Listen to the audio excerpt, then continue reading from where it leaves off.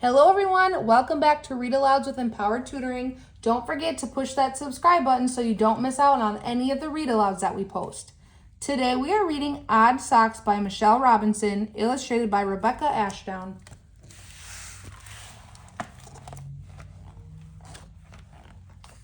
A pair of new socks came to live in a drawer. "It's perfect," said Suki. "We couldn't want more." "Exactly," said Sosh to his warm, woolly wife. "A match made in heaven. Now this is the life." The two went to work on a fresh pair of feet. They fitted just perfectly. "Isn't this neat?" They ran to the carousel, whizzed down the slide. They stopped for an ice cream and went for a ride. In jellies, in wellies, and into the wash. "I love hanging out with you, Suki," said Sosh. Tucked in the drawer at the end of each day, they curl up together and Suki would say, "Just you and me, darling, we never will part. Your threads are intertwined in my warm, woolly heart." But then, late one night, in their laundry room bed, Sosh spotted something that filled him with dread. Something quite tiny on Suki's big toe. "A little hole, Suki. Oh, darn it. Uh-oh."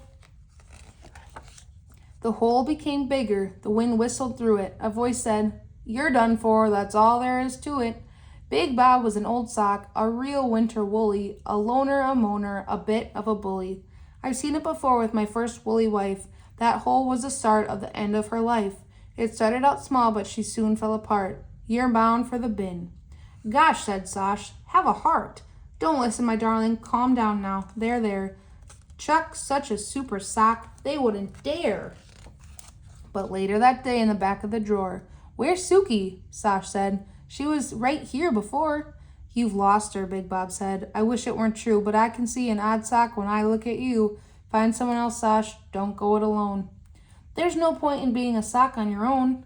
But Sosh wouldn't have it. "I'm one of a pair. My wife's out there somewhere. I'll find her, I swear." He searched in the watch basket, walked the high wire. He risked life and limb in a hot tumble dryer. He tried on the trampoline, bounced back inside, checked under the sofa, just dust. "Love, I've tried." He'd found an old slipper who'd lost her own mate. "Please find him," she pleaded, "before it's too late." Sosh froze on the spot as the dog wandered through. It had something holy and fluffy and blue. "Walkies!" The dog ran off. "Suki?" Sosh cried. He peered in the basket. He wasn't inside, but someone was. Sosh said, "You're coming with me." "Our hero," the slipper said. "Sweetheart, I'm free." But just as the slippers were having a smooch, Sosh was whisked off by that pedigree pooch. He watched his whole life flash by. Whoosh! Just like that.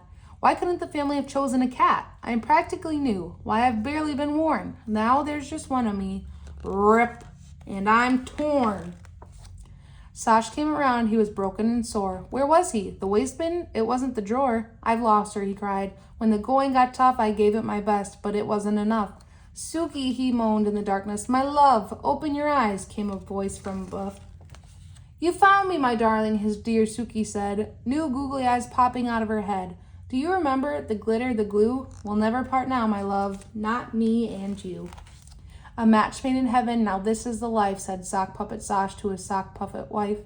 And that's where we'll leave them at home in their box, a perfectly fine pair of very odd socks.